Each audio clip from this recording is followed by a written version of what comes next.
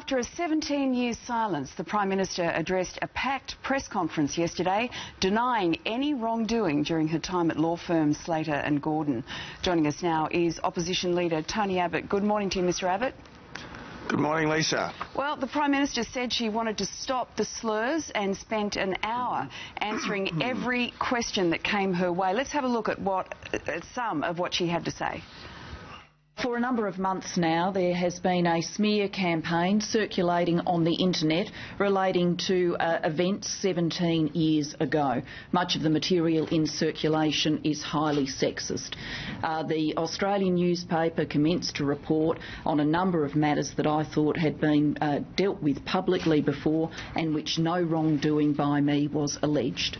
I am standing in front of you now as a 50-year-old woman. Have I learned a few things across my lifetime? Yes, I have, and I believe it is appropriate for me to deal with it. I am taking the opportunity to deal with related matters. I am answering all of your questions, and today is an end of it. And Mr Abbott, she did answer every single question that came her way. Is that the end of it?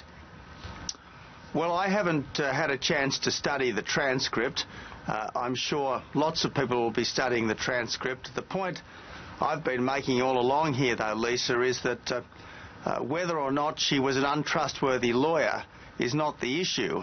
I think that this Prime Minister is an untrustworthy head of government, and my job is to hold the government to account. It's also to present a credible alternative. But as I said, lots of people will be looking at that transcript.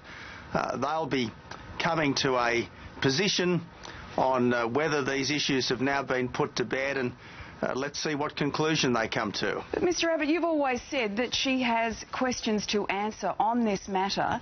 You wanted her to do that. Why would you not watch the press conference yourself? Well, it was about half an hour or so before question time that it all happened. I saw some of it. I didn't see all of it. I haven't had a chance to read the transcript. I haven't had a chance to compare what has precisely been stated or is known to be a fact with what the Prime Minister said about it. When are you planning on having a look at the transcript, or are you going to get others to do that for you? I've got quite a lot of things on my plate. But isn't this important? Given this has been such an issue in Australian politics for a long time, most particularly this week, isn't it important that you address this and either move on or ask more questions yourself?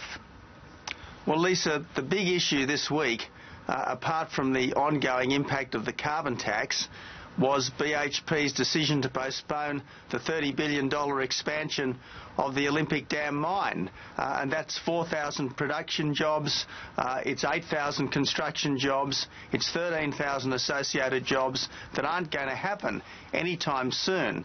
Now, this is a government which has turned, in BHP's words, a low-cost environment into a high-cost environment. Part of the reason for this is the government's new taxes. That's been my biggest concern. But Marius Kloppers, the head of BHP, as we know now, did not say that it had anything to do with the carbon tax or the mining tax. He said it was about capital costs and the rising Australian dollar. Have you now read that report, that BHP report?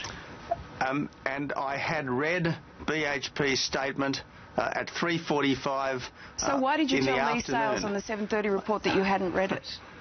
Well, Lisa, I was denying something that was being attributed to Marius Kloppers. I wasn't actually saying I hadn't read it because I had read it. But that was a direct question that she asked you. She said, have you read the report? And you said no.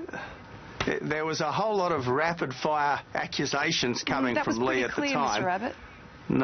No. Look, I read the thing at 3:45. Why would I say I hadn't read it when I had? I was saying that she was wrong, what she was claiming about Marius Kloppers, because what the company's been saying all along is that things like the carbon tax just make it more difficult. I cannot overstate the level of concern BHP Chairman Jack Nasser said about the impact of new taxes and the uncertainty they're causing. Now, I don't say the carbon tax and the mining tax are wholly responsible for the cancellation of the expansion, but they all feed into the mix. They all help to make Australia a high-cost place to invest, and that means that we don't get the billions of dollars and we don't get the jobs. So as well as putting up families' cost of living, this is threatening the long-term future of our country. Now, that's been my concern this week. But, Mr Abbott, we have $500 billion in the investment pipeline at the moment. More than half of that is at an advanced stage. You predicted that 45,000 jobs were going to go from mining-related industries. In fact, 49,000 jobs have been created during that time. Private sector investment in the economy during the current Labor government as a percentage of GDP is at its highest in 40 years. I mean, don't you think that the scare campaign that you're running is actually driving investment away? Well, I am simply reflecting what is being said publicly by some of those big investors. The head of Glencore, the world's largest resources business, a month or so back in London, said that the carbon tax and the mining tax are certainly impacting. Look, at current commodity prices, at current Australian dollar values, at current cost structures here in Australia, new investment is very, very problematic. Sure, existing investment will go ahead, and the other interesting thing is, with the drop in commodity prices, with the drop in corporate profitability, that's going to do all sorts of damage to the government's budget and the surplus that they've promised us. All right, Mr Abbott, we will have to leave it there. Before we go, the Wallabies by how many? Look, it was a disappointing result last week. Let's hope it can be a big improvement.